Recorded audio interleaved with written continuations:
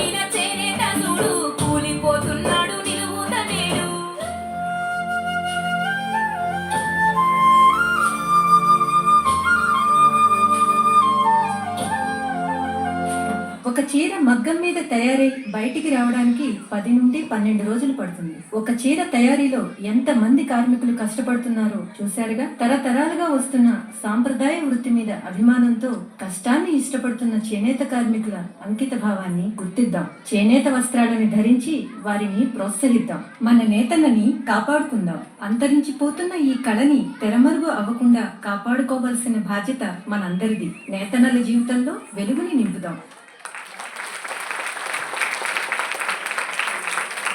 మంచి సజెషన్ ఇచ్చారు.